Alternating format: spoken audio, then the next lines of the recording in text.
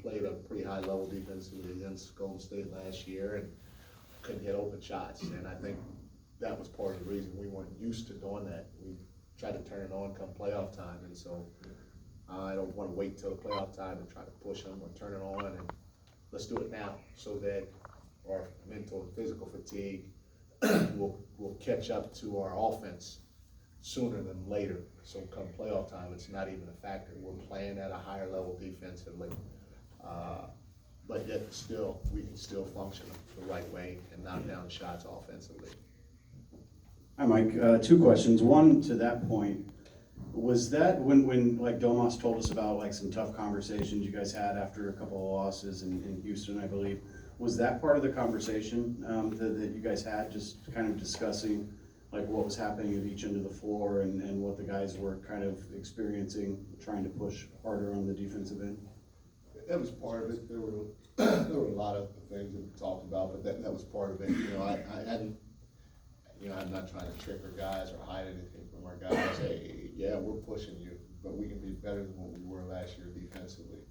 And the offense is going to catch up. Now, it can be frustrating to them. It can be frustrating to maybe even you guys and our fans because they're used to us scoring 130 and knocking down shots and offense flowing and looking beautiful, and everybody's like, well, just put everybody out there that can shoot. Well, I'm not just trying to go to the playoffs and lose in the first round.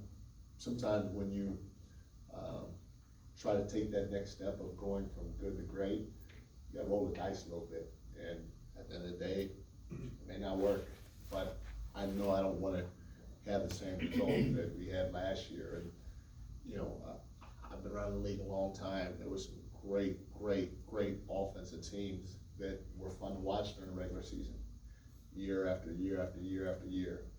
But year after year after year after year, they were a first or a second round exit team, and I don't want to be like that. I don't want to be one of those teams that everybody said, great offense, couldn't defend, never made it past the semifinals of the conference. Not fun for me. Okay. It's not fun for anybody in that locker room, I don't think. Okay, and to the other point you made before about minutes and depth and or given last night's game and how hard everybody went to win that one, are you concerned about how much is left in the tank tonight and how deep do you think you'll go with the rotation tonight? I don't know how deep we'll go, but again, that's part of the reason you got 15 guys on your roster, because it allows you to go to this guy or that guy if you feel that this unit's not working or this guy looks a little fatigued. And we'll see how the game unfolds tonight. Hey, Mike, what's up? Trey, in a small sample size of games so far, what have you seen? What do you like about what he's done?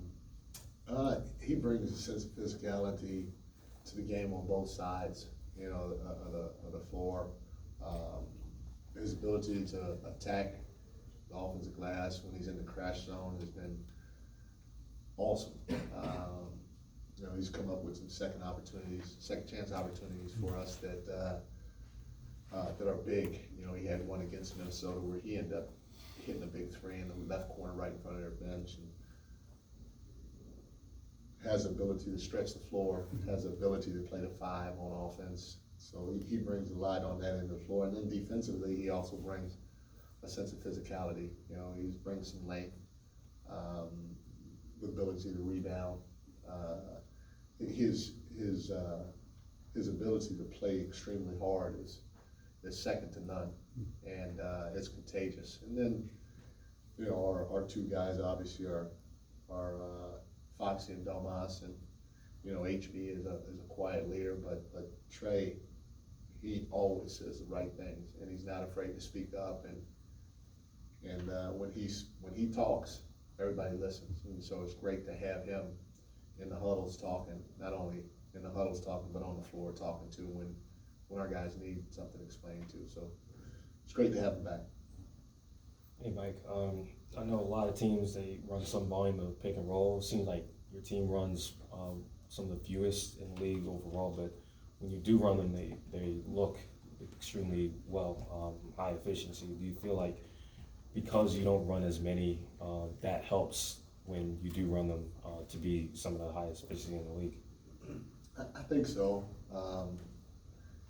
You know, with most teams running pick and roll, I always feel that that's what you see a lot, so you work on your pick and roll defense a lot, and not just during the games, but even in practice. And so most teams are pretty good when it comes to defending the pick and roll and trying to you know, utilize something else offensively besides the pick and roll.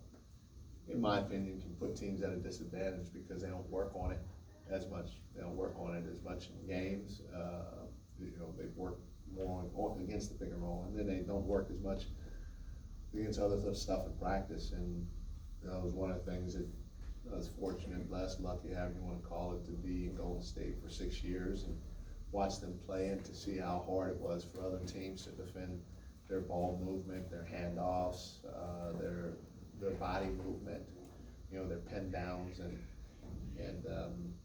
you know, knowing that the type of personnel we have here, especially with Domas, it was a no-brainer to try to play the way that we're playing right now.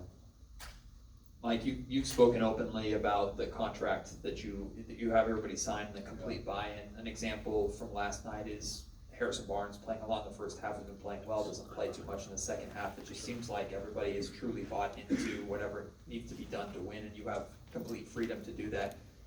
From my perspective, that's pretty unique in the NBA. Do you think that's unique, or is that more common, or is that something specific to this group? It's a great question. It probably a little bit more unique because you know, when you're a player at the highest level, one of the things that you ask for is consistency. And so I guess you can look at it one of two ways. You know, if you did that to players, they may think that you're inconsistent, but I guess you would be consistent as long as you're doing it to everybody. You know what I'm saying?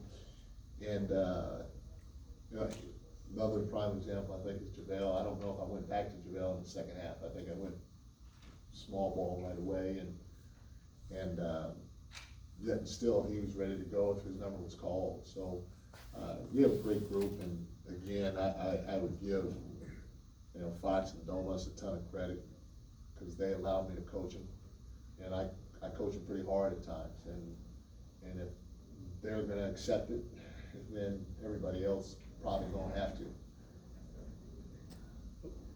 Coach, thanks, Shannon. Coach Rob, no disrespect to previous coaches that have been through here, but you know, past couple seasons, well, getting through the season, you've been with conviction talking about De'Aaron Fox and this two-way deal, and he speaks the same language as you do. Just want to know what type of conversation, from your perspective, that you and him be having about that, because from my opinion, my perspective, he wasn't really talking a lot about being a two-way player the first few years in the league when you arrived.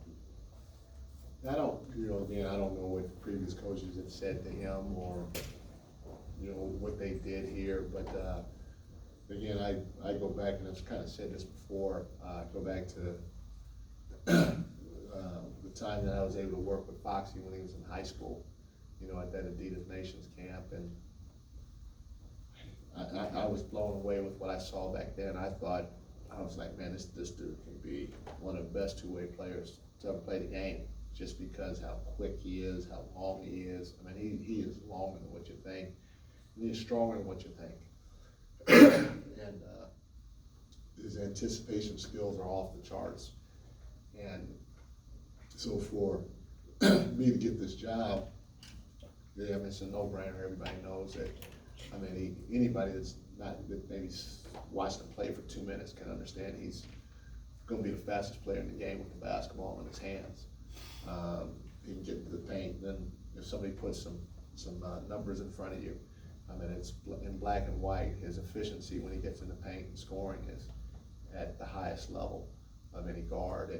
And so those two things are a given, but what a lot of people may not know is I had the advantage of seeing him when he was younger, and I know if you could have done it back then, you definitely can do it now. And that's what I expect of you, and you should expect that of yourself, and he's completely bought into it, and last night was clear as day that he's a two-way player, and a two-way player at the highest level, and you know, that's why, like I said, he should be an MVP candidate. When you're leading the league and scoring in the fourth quarter, and you're averaging almost 30 a game and almost 6-7 assists a game, and things that he's doing, and then on top of that, you're seeking out the best player defensively in a tight ball game.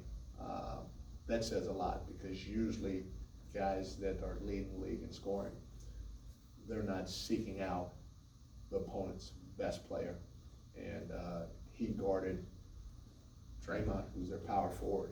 He guarded Clay, who's their two guard or small forward. He guarded Wiggins, who's their small forward. He guarded Steph, who's their point guard. That in itself also shows the versatility that he has and that he brought to the table for us in terms of helping win that game last night. Thanks, everyone. Thank you. Thanks, Coach.